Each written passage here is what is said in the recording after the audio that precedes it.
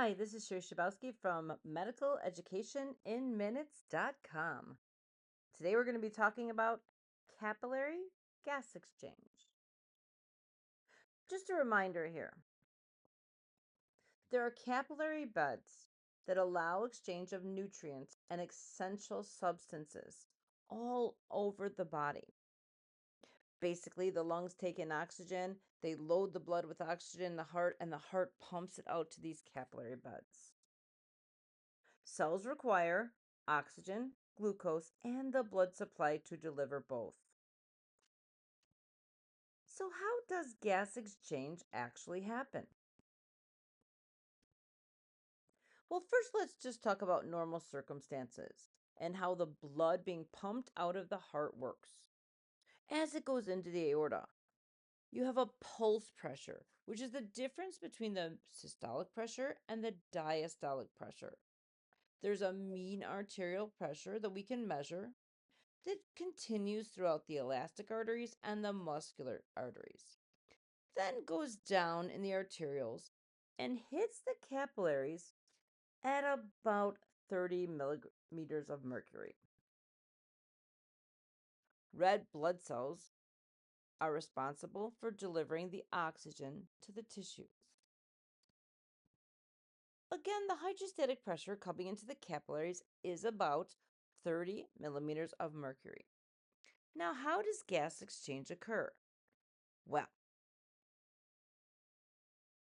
the hydrostatic pressure is coming in at approximately 30 millimeters of mercury on the arterial side of the capillary bed. Blood cells and proteins are responsible for the oncotic pressure within the capillaries at about 20 millimeters of mercury. That is a net pressure of 10 millimeters of mercury that push oxygen, nutrients, and water into the interstitium toward the cells. Proteins and red blood cells have a negative charge and they attract water. As the blood moves toward the venous side, the hydrostatic pressure decreases to approximately 10 millimeters mercury, and the oncotic pressure remains at 20 millimeters of mercury. This reverses the forces.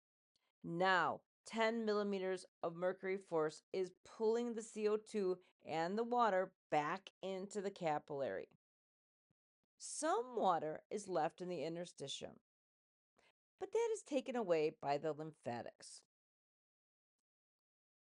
On the way back, CO2 attaches to the hemoglobin along with the unused oxygen, and it goes to the lung to release the CO2 and replenish a full load of oxygen to then be delivered to the tissues.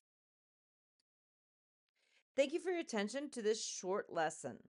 Please follow me on YouTube at Medical Education in Minutes for much more. Also, I have full courses available at www.medicaleducationinminutes.com. I hope to see you soon. Keep studying. The more you know, the better you are.